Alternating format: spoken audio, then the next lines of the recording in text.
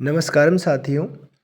जैसा कि आप सभी को पता है कि 22 दिसंबर को RSCIT की परीक्षा होनी है। उसके लिए मैं आपके लिए RSCIT का जो मॉडल पेपर है उसकी सीरीज लेकर आया हूं, जिसमें से लगभग प्रश्न आते रहते हैं। प्रत्येक एग्ज़ाम में यहाँ से पूछे जाते हैं। तो स्टार्ट करते हैं हम। सबसे पहला प्रश्न है, एक आउटपुट डिवाइस का कौन सा उदाहरण होता है? तो ऑप्शन है अपने पास scanner, plotter, tape, software. Scanner एक इनपुट डिवाइस होता है जो डॉक्यूमेंट्स को स्कैन करके कंप्यूटर को इनपुट देता है। प्लॉटर एक आउटपुट डिवाइस होता है। तो हमसे प्रश्न पूछा गया था कि आउटपुट डिवाइस का उदाहरण कौन सा है, तो प्लॉटर एक आउटपुट डिवाइस होता है, ये इसका उदाहरण है। फिर देखिए नेक्स्ट ऑप्शन, टेप ये इनपुट डिवाइस होता है, सॉफ्टवेयर ये प्रोग्राम्स होते हैं। तो अपना आंसर हो जाएगा प्लॉटर। प्रश्न संख्या 2, सबसे तेज कंप्यूटर कौन सा होता है? जो जिसकी स्पीड सबसे ज़्यादा होती है, ऐसा कौन सा कंप्यूटर होता है? तो ऑप्शन ए है आपका mainframe, option B microcomputer, option C workstation और ऑप्शन डी है अपना सुपर कंप्यूटर। तो सबसे तेज़ कंप्यूटर होता है सुपर कंप्यूटर। अगर प्रश्न आ जाए कि सबसे तेज़ गति से कार्य करने वाला कंप्यूटर, इसके अलावा जिसका आकार सबसे अधिक होता है, वो भी आपका सुपर कंप्यूटर होता है। सुपर कंप्यूटर की लागत भी सबसे ज़्यादा होती है और सुपर कंप्यूटर को जगह भी सबसे ज़्यादा चाहिए। तो चारों में से कोई भी प्रश्न पूछ ले आपसे तो उसका आंसर अपना होगा सुपर कंप्यूटर। फिर देखिए नेक्स्ट क्वेश्चन, सरकारी संस्थाओं, बड़ी व्यावसायिक फर्म और बिजनेस ऑपरेशन के लिए किस कंप्यूटर का उपयोग किया जाता है? बड़ी व्यावसायिक फर्म में बिजनेस ऑपरेटर के लिए हमारे पास मेन फ्रेम कंप्यूटर का प्रयोग किया जाता है। सरकारी संस्थाओं व बड़ी व्यावसायिक फर्म के लिए मेन फ्रेम कंप्यूटर का उपयोग किया जाता है। फिर देखिए प्रश्न संख्या 4, सिस्टम सॉफ्टवेयर के महत्वपूर्ण घटक कौन कौन से होते हैं? तो सिस्टम सॉफ्टवेयर दो प्रकार के होते हैं मेरे पास। पहला होता है सिस्टम सॉफ्टवेयर और दूसरा होता है एप्लीकेशन सॉफ्टवेयर। सॉफ्टवेयर दो प्रकार के होते हैं, सिस्टम सॉफ्टवेयर और एप्लीकेशन सॉफ्टवेयर। हमसे पूछा गया है कि सिस्टम सॉफ्टवेयर के घटक कौन कौन से होते हैं। तो सिस्टम सॉफ्टवेयर के घटक होते हैं आपके पास operating system, utilities, device driver, ये सभी क्या होते हैं? सिस्टम सॉफ्टवेयर के घटक होते हैं। तो उपरोक्त सभी इसका एकदम करेक्ट आंसर हो जाएगा ऑप्शन आपका डी। फिर देखिए नेक्स्ट प्रश्न है, रो, फैक्स जैसे लेटर, वर्ड्स, साउंड, ध्वनि आदि को कंप्यूटर की भाषा में क्या कहा जाता है? तो जो लाइनें आती हैं अपने पास, फैक्स आते हैं, लेटर आते हैं, साउंड्स आते हैं, वर्ड्स आते हैं, लेटर्स होते हैं, इन सभी को कंप्यूटर की भाषा में डेटा कहा जाता है। इन सभी को कंप्यूटर की भाषा में डेटा कहा जाता है। फिर देखिए नेक्स्ट प्रश्न आपके पास, निम्न में से कौन सा सिस्टम सॉफ्टवेयर होता है? अभी प्रश्न आया था कि कौन सा सिस्टम सॉफ्टवेयर का घटक है, अभी पूछा गया है सिस्टम सॉफ्टवेयर का उदाहरण। तो MS वर्ड देखिए, MS वर्ड, माइक्रोसॉफ्ट वर्ड, ये क्या आपका एक वर्ड रिलेटेड प्रोग्राम है जो कि आपका एक एप्लीकेशन सॉफ्टवेयर होता है। एप्लीकेशन सॉफ्टवेयर ऐसे होते हैं जो यूज़र के यूज़ के अनुसार काम में लिए जाते हैं। उनका होना या ना होना कंप्यूटर पे कोई फ़र्क नहीं पड़ता। और सिस्टम सॉफ्टवेयर ऐसे होते हैं जिनके बिना आपका कंप्यूटर कार्य नहीं कर सकता। तो हमसे पूछा गया है सिस्टम सॉफ्टवेयर। तो MS वर्ड अगर आपको ज़रूरत है तो आप MS वर्ड रखिए, नहीं तो मत रखिए। तो ये हो गया आपका एप्लीकेशन सॉफ्टवेयर। फिर सेकंड ऑप्शन है आपका विंडो 10। विंडो 10 एक ऑपरेटिंग सिस्टम होता है जो कि सिस्टम सॉफ्टवेयर का एक हिस्सा होता है। तो विंडो 10 है आपका ऑपरेटिंग सिस्टम यानी कि सिस्टम सॉफ्टवेयर। थर्ड ऑप्शन है एक्सेल, MS वर्ड की तरह एक्सेल होता है, पावर पॉइंट। तो आपका राइट आंसर होगा विंडो 10, ये क्या है? System software. ऑप्शन बी आपका करेक्ट आंसर है। फिर देखिए प्रश्न संख्या 7, डेजी व्हील प्रिंटर का एक प्रकार है। डेजी व्हील प्रिंटर कौन सा किसका प्रकार होता है? तो हमारे पास मेनली दो प्रकार के प्रिंटर होते हैं। एक तो होते हैं इम्पैक्ट प्रिंटर और दूसरे होते हैं नॉन इम्पैक्ट प्रिंटर। तो जो इम्पैक्ट प्रिंटर होते हैं उसी का एक हिस्सा होता है डेजी व्हील प्रिंटर। तो आपका आंसर हो जाएगा इम्पैक्ट प्रिंटर। फिर देखिए नेक्स्ट प्रश्न है, मेमोरी जो प्राकृतिक रूप से अस्थिर होती है, अस्थिर मेमोरी कौन सी होती है? अस्थिर मेमोरी आपकी रैम होती है। RAM, RAM, RAM. Random access memory, random access memory RAM, ये अस्थिर प्रकार की मेमोरी होती है। बाकी रोम, पीरोम, ईपीरोम ये सब स्थायी मेमोरी होती है। डीपीआई का पूरा नाम क्या होता है? डीपीआई डॉट्स पर इंच, ऑप्शन ए आपका सही है, डॉट्स पर इंच। डीपीआई का पूरा नाम होता है डॉट पर इंच, डॉट्स पर इंच। फिर देखिए नेक्स्ट प्रश्न है, कौन सा प्रिंटर कागज़ के ऊपर स्याही इंक के छोटे छोटे बिंदुओं को अत्यंत तेजी से छिड़ककर डाटा या बिंबों को प्रिंट करता है? यानी कि स्याही को छोटे छोटे बिंदुओं के रूप में डाला जाती है और उससे बिंब बनाए जाते हैं, डाटा को छापा जाता है, तो वो था आपका इंकजेट प्रिंटर। इंकजेट प्रिंटर में छोटे छोटे बिंदु के रूप में स्याही डाली जाती है इंकजेट प्रिंटर में, और लेज़र प्रिंटर में सूखी स्याही का प्रयोग किया जाता है। लेज़र में सूखी स्याही चाहिए, इंकजेट में गीली स्याही चाहिए, जिसको आपको छोटे छोटे बिंदुओं के रूप में या डॉट्स के रूप में डाल करके बिंब बनाया जाता है, वो था आपका इंकजेट प्रिंटर। और यहाँ पे आ जाइए सूखी स्याही का प्रयोग कौन से प्रिंटर में किया जाता है, तो आपका आंसर होगा लेज़र प्रिंटर। फिर देखिए प्रश्न संख्या 11, निम्नलिखित उपकरणों में से कौन सा उपकरण तेज गति से कंप्यूटर गेम खेलने के लिए प्रयोग किया जाता है? यानी कि कंप्यूटर पर गेम खेलने के लिए किसका प्रयोग किया जाता है? तो वो था आपका जॉय स्टिक। कंप्यूटर पर गेम खेलने के लिए हम जॉय स्टिक का प्रयोग करते हैं। जॉय स्टिक एक इनपुट डिवाइस होता है। फिर देखिए नेक्स्ट प्रश्न, प्रोसेसर एक इलेक्ट्रॉनिक डिवाइस होता है जो कि सिलिकॉन का बना होता है। प्रोसेसर किससे का बना होता है? सिलिकॉन का। F1 से लेकर F12 को कीबोर्ड में सबसे ऊपर कुंजी आती है, F1, F2, F3 ऐसे करके F12 तक कुंजी आती है अपने पास, F12 तक, जिन्हें हम फंक्शन कुंजी के नाम से जानते हैं। इन्हें हम कहते हैं फंक्शन कुंजी। कॉम्बिनेशन कुंजी वो होती है जिसे आपके पास हो गया कंट्रोल, अल्ट और शिफ्ट, ये तीन होती है आपकी कॉम्बिनेशन कुंजियाँ। यानी कि कॉम्बिनेशन कुंजियाँ मतलब मिश्रित संयुक्त कुंजी, इनका अकेले का कोई यूज नहीं है तीनों का, इनको किसी अन्य कुंजी की आवश्यकता होती है, तो ये दोनों मिक्स होकर या तीन मिक्स होकर के आपकी कॉम्बिनेशन कुंजी कहलाती है। फंक्शन कुंजी F1 से लेके F12 तक जो कुंजियाँ होती है अपने पास वो होती है आपकी फंक्शन कुंजी। टोंगल कुंजी होती है अपने पास कैप्स लॉक, स्क्रॉल लॉक और number lock. Caps lock, scroll lock और नंबर लॉक, ये तीनों होते हैं आपकी टोंगल कीज। न्यूमेरिक कीज 0 से लेकर 9 तक जो गिनती आती है अपनी वो होती है न्यूमेरिक कीज। देखिए वापस से कॉम्बिनेशन की होती है जिनका अकेले का हम यूज़ नहीं कर सकते, कंट्रोल, अल्ट और शिफ्ट, ये तीनों बटन आप अकेले का यूज़ नहीं कर सकते, इनका यूज़ करने के लिए आपको अन्य कुंजियों की आवश्यकता होती है, उन्हें हम कॉम्बिनेशन कीज कहते हैं या संयुक्त कुंजी कहते हैं। दूसरा है आपका फंक्शन कुंजी, तो F1 से लेकर F12 तक आपकी जो कुंजी आती है उन्हें हम कहते हैं फंक्शन कीज। फिर थर्ड है टोंगल कीज, तो कैप्स लॉक, स्क्रॉल लॉक और नंबर लॉक, इन तीनों को हम टोंगल कीज कहते हैं। न्यूमेरिक कीज 0 से लेकर 9 तक जो गिनती आती है उसे न्यूमेरिक कीज कहा जाता है। फिर देखिए नेक्स्ट प्रश्न, आपके कंप्यूटर में विभिन्न नेटवर्क कनेक्शन सेट करने के लिए आप एक कंप्यूटर में निम्न में से किसका प्रयोग करेंगे?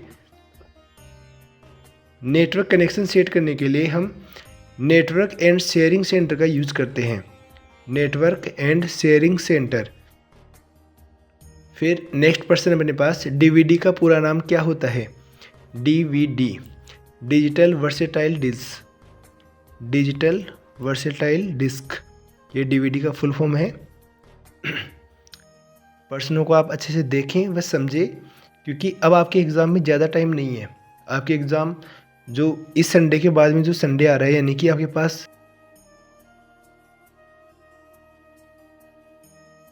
22 तारीख तक का टाइम, आपके पास 22 को तो आपकी एग्ज़ाम ही है सुबह 10 बजे से, इसलिए वीडियो को अच्छे से समझें व इन प्रश्नों को बहुत अच्छे से आप पढ़ करके जाएं, और जो आपके साथ वाले एग्ज़ाम दे रहे हैं RSCIT की, उन्हें यह वीडियो शेयर करें। देखिए नेक्स्ट प्रश्न है, यह बटन टाइटल बार पर उपलब्ध होते हैं सिवाय, यानी कि अब जो ऑप्शन दिए हुए हैं उनमें से ऐसा बटन बताना है आपको जो टाइटल बार पर स्थित नहीं होता। ये सिवाय आ गया यहाँ पे, तो बताना है आपको कि टाइटल बार पर कौन सा बटन नहीं आता है। तो देखिए ऑप्शन है मिनिमाइज, तो मिनिमाइज अपने पास होता है, ऐसे माइनस का बटन सा आता है आपके पास। टाइटल बार पे राइट साइड की ओर 3 बटन होते हैं, मिनिमाइज होता है, मैक्सिमाइज होता है और क्लोज बटन होता है आपका। ये तीनों आते हैं टाइटल बार पे। स्टार्ट बटन ये आता है आपके टास्क बार पे नीचे नीचे आता है, जिसे हम विंडो की कहते हैं। फिर मैक्सिमाइज आता है आपका, मैक्सिमाइज ये हो गया बड़ा वाला बटन जो टाइटल बार पे आता है राइट साइड की ओर, ये अभी बताया था, ये वाला बटन ये यही आता है। फिर क्लोज है जो ये आता है आपके टाइटल बार पे, यानी अपना हो गया आंसर स्टार्ट जो कि टास्क बार पे आता है। फिर देखिए नेक्स्ट क्वेश्चन, कंप्यूटर का सबसे मूलभूत प्रोग्राम कौन सा होता है। मूलभूत का मतलब हो गया जिसका होना कंप्यूटर में अत्यंत आवश्यक होता है, उसके बिना वह कार्य नहीं कर सकता।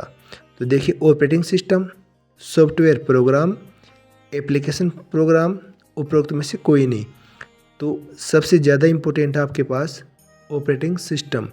अगर ऑपरेटिंग सिस्टम ही नहीं होगा या सिस्टम सॉफ्टवेयर ही नहीं होगा अपने कंप्यूटर में तो कंप्यूटर ऑन ही नहीं होगा। फिर ऑन होने के बाद की बात आती है 3 ऑप्शन, तो जो भी आपके पास एप्लीकेशन सॉफ्टवेयर वगैरह जो भी आपको चाहिए वो तो ऑन कंप्यूटर ऑन होने के बाद की प्रोसेस होती है। तो कंप्यूटर को ऑन करने के लिए आपको सिस्टम सॉफ्टवेयर या ऑपरेटिंग सिस्टम की ज़रूरत होती है। तो मूलभूत प्रोग्राम कौन सा हो गया आपका ऑपरेटिंग सिस्टम। फिर देखिए नेक्स्ट क्वेश्चन है यूएसबी का पूरा नाम क्या है। यूएसबी यूनिवर्सल सीरियल बस, ऑप्शन डी यूनिवर्सल सीरियल बस। नेक्स्ट क्वेश्चन है कंप्यूटर वायरस किसके माध्यम से एक कंप्यूटर से दूसरे कंप्यूटर में फैल सकता है। यानी कंप्यूटर वायरस एक माध्यम से दूसरे माध्यम में जा सकता है, एक कंप्यूटर से दूसरे कंप्यूटर में जा सकता है। तो किसके जरिए जा सकता है। ऑप्शन ए है आपका संक्रमित डिस्क, जो डिस्क है वो उसमें वायरस हो पहले से, उसके द्वारा जा सकता है। दूसरा है नेटवर्क में कोई लिंक आ जाए ऐसा जो वायरस से रिलेटेड होता है आपका, तो उससे भी जा सकता है। तीसरा है डाउनलोड कर रहे हो आप कोई प्रोग्राम तो उसमें वायरस आ गया तो उससे हो सकता है।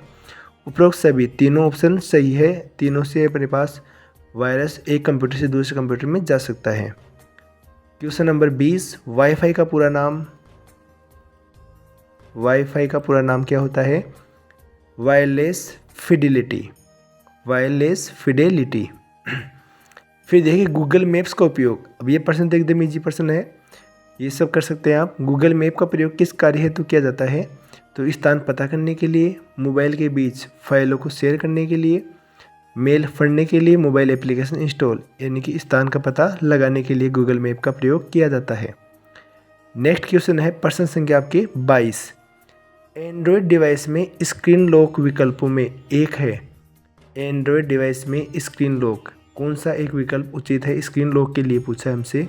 तो ब्राउज़र नहीं, ये तो ब्राउज़र्स होते हैं, ये स्क्रीन लॉक नहीं होता। दूसरा यूसी ब्राउज़र, ये भी नहीं होता, ये भी ब्राउज़र है। हॉटस्पॉट नहीं, ये इंटरनेट कनेक्टिविटी के लिए आवश्यक होता है हॉटस्पॉट। फिर है स्वाइप एक स्क्रीन लॉक होता है, तो ऑप्शन डी इसका एकदम करेक्ट आंसर हो जाएगा। प्रश्न संख्या 23, MS वर्ड 2010 में कुंजी कर्सर के बाईं ओर अक्षर को मिटा देता है और कौन सी कुंजी दाईं ओर के अक्षर को मिटा देती है। तो देखिए बायां यानी कि इस तरफ, और ये हो गया आपका दायां। इस तरफ जो कुंजी काट रही है आपका अक्षर मिटा रही है उसे बोलते हैं बैक स्पेस, यानी किसके द्वारा काटेगी, बैक स्पेस के द्वारा। और राइट साइड दाईं ओर की तरफ काटेगी तो आपका यूज करना आपको डिलीट बटन, याद रखना। बाएं अक्षर को काटने के लिए आपका हो गया बैक स्पेस, बी फॉर बायां तो बी आ गया इसमें बैक स्पेस। और दाएं ओर को अक्षर के काटने के लिए डिलीट हो गया आपका बैक स्पेस और डिलीट। बाएं अक्षर के लिए बैक स्पेस, राइट साइड दाएं अक्षर के लिए आपका डिलीट बटन काम में आएगा। फिर देखिए नेक्स्ट प्रश्न, MS वर्ड 2010 में फॉर्मेट पेंटर की शॉर्टकट की तो फॉर्मेट पेंटर किस काम में आता है? फॉर्मेटिंग को कॉपी करने के लिए। और कॉपी की शॉर्टकट की क्या होती है आपकी? कंट्रोल के साथ सी। कंट्रोल के साथ सी कॉपी की एक शॉर्टकट की होती है। अब इसमें क्या लगे, कॉपी कर रहे हैं हम, लेकिन क्या कॉपी कर रहे हैं? यहाँ पे फॉर्मेटिंग को कॉपी कर रहे हैं। तो कंट्रोल शिफ्ट और सी, तो इसमें आप शिफ्ट और ऐड कर दो, तो इसका आंसर हो जाएगा आपका कंट्रोल के साथ शिफ्ट और शिफ्ट के साथ सी दबाएंगे हम, तो आपका फॉर्मेट पेंटर काम करने लग जाएगा। फॉर्मेट पेंटर वापस से बता दूं, फॉर्मेट पेंटर पर क्लिक करते ही हमारा माउस पॉइंटर एक पेंट ब्रश की तरह हो जाता है। इसके अलावा फॉर्मेट पेंटर फॉर्मेटिंग को कॉपी करने हेतु काम में लिया जाता है, और जिसकी शॉर्टकट की होती है आपके पास कंट्रोल के साथ शिफ्ट और शिफ्ट के साथ सी। एक और पर्सन है यहाँ से, फॉर्मेट पेंटर MS वर्ड की होम टैब के अंदर आता है। फिर देखिए आप, HDMI का पूरा नाम, HDMI high definition multimedia interface, high definition multimedia interface HDMI का पूरा नाम होता है। फिर देखिए प्रेजेंटेशन, प्रेजेंटेशन किसका एक संग्रह होता है या किसका एक समूह है? होता है प्रेजेंटेशन। तो देखिए प्रेजेंटेशन आपके स्लाइड्स का समूह होता है। प्रेजेंटेशन किसका समूह होता है? स्लाइड्स का। नेक्स्ट क्वेश्चन दे रखा है, राजस्थान सरकार द्वारा क्लाउड आधारित भंडारण क्षमता है। तो राजस्थान सरकार के द्वारा जो हम डॉक्यूमेंट्स को इकट्ठा करके रख सकते हैं, वो सेवा है अपने पास राजस्थान ई-वॉलेट, राजस्थान ई-वॉलेट। फिर देखिए प्रश्न संख्या 28, एक छात्र का उपयोग, छात्र किसका उपयोग करके, यहाँ पे ऑप्शन ये खालिस्तान दे रखा आपके, एक छात्र किसका उपयोग करके विश्वविद्यालय की फीस ऑनलाइन जमा कर सकता है? तो आधार कार्ड का उपयोग करके, भामाशाह का प्रयोग करके, ई मित्र का प्रयोग करके, राशन कार्ड का प्रयोग करके। ये तो हर कोई कर सकता है। ई मित्र का प्रयोग करके वह अपनी कॉलेज की फ़ीस जमा कर सकता है। हाँ, इतने इजी प्रश्न भी आ सकते हैं। कोई भी इजी प्रश्न आ सकता है। अगर आपका पढ़ा हुआ है तो वो आपके लिए इजी है, अगर आपका पढ़ा हुआ नहीं है तो आपके लिए हार्ड हो जाएगा अपने आप ही। फिर देखिए नेक्स्ट प्रश्न है, IP पते में डोमेन नेम का अनुवाद क्या है? IP एड्रेस में जो डोमेन नाम होता है उसे क्या कहते हैं? उसे हम कहते हैं DNS, domain name system, DNS domain name system, domain name system. Domain name system क्या होता है? जैसे आपके पास कोई भी जीमेल है, IP एड्रेस है, उसके बाद में @ आ रहा है, उसके बाद में जो भी लिखा हुआ है, जैसे कॉम आ गया, लिखा हुआ .com, ये कॉम क्या है? आपका डोमेन नेम है। फिर देखिए ईमेल पते को ध्यान में रखते हुए सही विकल्प कौन सा है? उन ईमेल के अंदर कौन सा विकल्प आता है या उसके अनुसार कौन सा विकल्प सही होता है? तो उनमें हमेशा @ चिन्ह का उपयोग होता है, सही है ये भी। फिर देखिए उनमें @ चिन्ह नहीं होता, गलत है। ए और बी दोनों सही है, उपरोक्त कोई नहीं, तो आपका ऑप्शन ए एकदम करेक्ट आंसर है। ईमेल में हमेशा @ आता ही है आपका, तो ऑप्शन ए आपका एकदम सही है, ऑप्शन ए। फिर देखिए आप प्रश्न संख्या 31, टेबल बनाते समय MS वर्ड में माउस पॉइंटर किसकी तरह दिखाई देता है? तो टेबल बनाते समय माउस पॉइंटर आपका पेंसिल की तरह दिखाई देता है। कैसे दिखाई देता है आपको? पेंसिल की तरह, तो ऑप्शन सी आपका करेक्ट आंसर हो जाएगा। फिर देखिए नेक्स्ट प्रश्न है प्रश्न संख्या 32, MS वर्ड में वाटरमार्क का प्रयोग किस कार्य हेतु किया जाता है? देखिए जो आपके पास प्रश्न चल रहे हैं, इसके पीछे जो शेप आ रही है MDCI लिखा हुआ है, ये MDCI लिखा हुआ है, ये क्या है? ये वाटरमार्क है। तो ये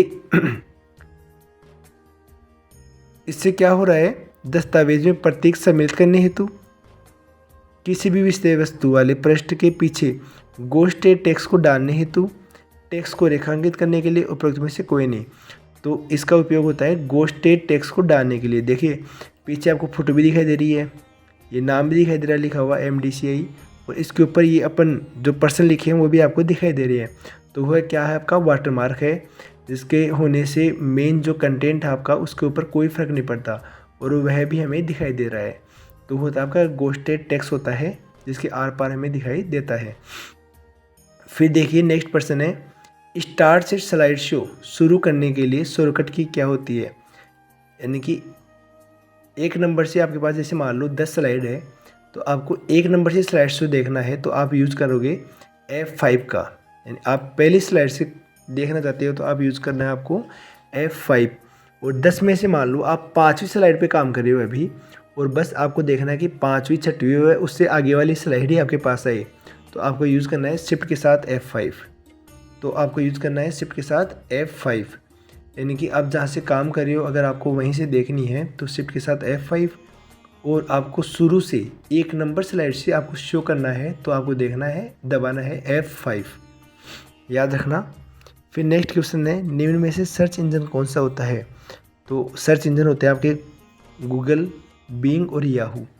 3 सर्च इंजन आपके पास, गूगल, बिंग और याहू। तो गूगल हो गया, बिंग हो गया और याहू, याद करना आपको याहू भी। तो ऑप्शन सी इसका करेक्ट है, ए और बी दोनों। फिर देखिए, कर्सर के बाईं ओर के अक्षर को कौन सी कुंजी से मिटाते हैं। तो बाईं ओर के अभी मैंने बताया था लेफ्ट साइड वाले के लिए, बाईं ओर के लिए होता है आपका back space, back space. Option A इसका एकदम करेक्ट आंसर है। दोस्तों वीडियो को आप समझे अच्छे से, अपने दोस्तों के साथ शेयर करें। वह एग्ज़ाम से पहले आपके पास 4 पेपर और आएंगे जिनमें 35-35 प्रश्न का एक समूह होगा। वो 4 पेपर प्लस ये 1 पेपर, अगर ये 5 आप कर पा रहे हो अच्छे से तो मैं 100% आपसे बोल सकता हूँ कि आपके 90% कोई नहीं रोक सकता। 35% आने आपके, और 35 में से आप 30 से ऊपर आराम से प्रश्न सही कर सकते हैं, ये मेरी गारंटी है इतनी। तो आप वीडियो को अच्छे से देखें, समझें।